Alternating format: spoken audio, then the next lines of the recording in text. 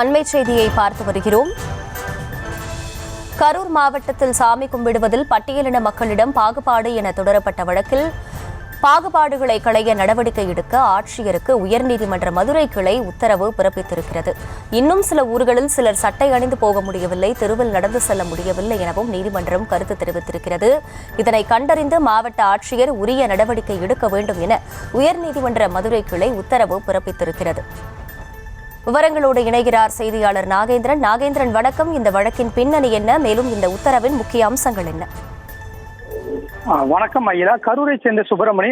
கரூர் மாவட்டம் பொருந்தலூர் ஸ்ரீ பகவதி அம்மன் கோவில் திருவிழாவின் போது முளப்பாரி சட்டி தீச்சட்டி எடுத்து பட்டியல் சமூகத்தைச் சேர்ந்தவர்கள் கோவிலுக்குள் செல்வதை உறுதிப்படுத்த உத்தரவிட வேண்டும் என, ஊருக்குள் உள்ள சாதிய பாகுபாடுகளை அகற்றவும் உரிய நடவடிக்கை எடுக்க வேண்டும் என மனு தாக்கல் செய்திருந்தார். அதேபோல் கரூர் மாவட்டம் மங்களமலத்தைச் சேர்ந்த ரமேஷ் என்பவர் கரூர் மாவட்டம் நெரூர் வடக்கு பகுதி ஸ்ரீ ஆரவாயி அம்மன் கோவில் திருவிழாவின் போது தேரை பட்டியல் சமூகத்தினர் வசிக்கும் பகுதிக்கு கொண்டு செல்லவும் எவ்விதமான பாகுபாடின்றி விழா நடத்தப்படுவதை உறுதிப்படுத்த உத்தரவிட வேண்டும் என வழக்கினை தாக்கல் செய்திருந்தார். இந்த வழக்குகளை விசாரித்த நீதிபதிகள் வேல்முருகன் மற்றும் கே ராமகிருஷ்ணன் ஆகியோர் அமர்வு இன்று விசாரணைக்கு வந்தது. அப்போது கரூர் மாவட்ட ஆட்சியர், புதுக்கோட்டை மாவட்ட ஆட்சியர் மற்றும் காவல்துறை கண்காணிப்பாளர் நீதிமன்றத்தில் ஆஜராகினர். அப்போது மத்திய மண்டல காவல்துறை தலைவர் ஐஜி ஜோஷி நிர்மல்குமார், கரூர் மாவட்ட ஆட்சியர் தங்கவேல் மற்றும் கரூர் மாவட்ட பரோஸ்கான் அப்துல்லா ஆகியோர் நீதிபதி முன் ஆஜராகியிருந்தனர்.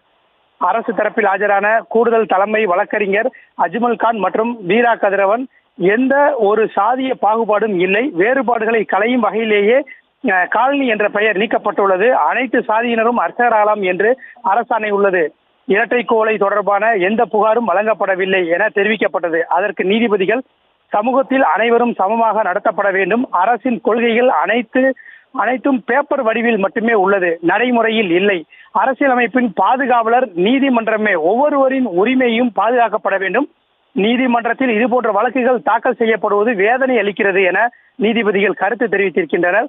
மேலும் யாராக இருந்தாலும் மரியாதை என்பது தானாக வர வேண்டும் என தெரிவித்தனர். சுதந்திரம் அடைந்து 78 ஆண்டுகள் ஆன பின்னரும் இதுபோன்ற வழக்குகள் தாக்கலாவது வேதனையை அளிக்கிறது எனவும், நீதிமன்றம் இதுபோன்ற வழக்குகளில் பல உத்தரவுகளை பிறப்பித்துள்ளதாகவும், ஆனாலும் மீண்டும் மீண்டும் இதுபோன்ற வழக்குகள் தாக்கல் செய்யப்படுகின்றன என தெரிவித்தனர்.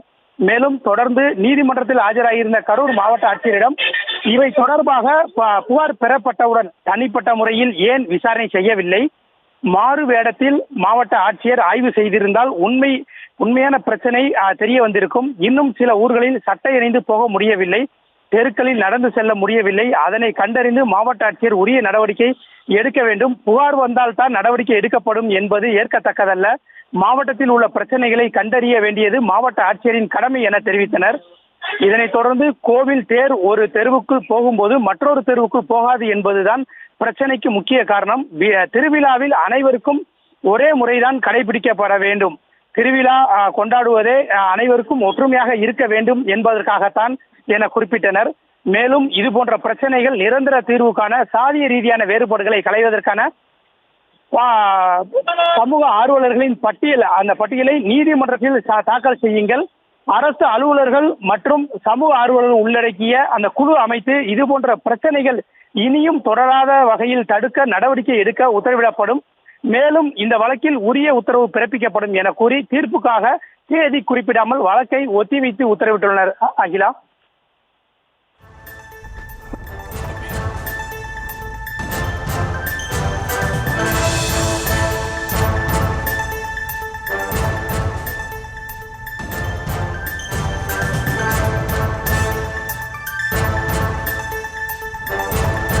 விவரங்களுக்கு நன்றி நாகேந்திரன். ஒற்றுமைக்காகவே திருவிழாக்கள் நடத்தப்படுவது, திருவிழா கொண்டாடுவதே அனைவரும் ஒற்றுமையாக இருக்க வேண்டும் என்பதற்காகத்தான் என இந்த வழக்கில் உயர்நீதிமன்ற மதுரை கிளை நீதிபதிகள் தெரிவித்திருக்கிறார்கள். எனவே இதனை அறிந்து களைய நடவடிக்கை எடுக்க வேண்டும் என மாவட்ட ஆட்சியருக்கு உத்தரவும் பிறப்பித்திருக்கிறார்கள். இது பற்றிய அண்மை செய்தியை பார்த்தோம்.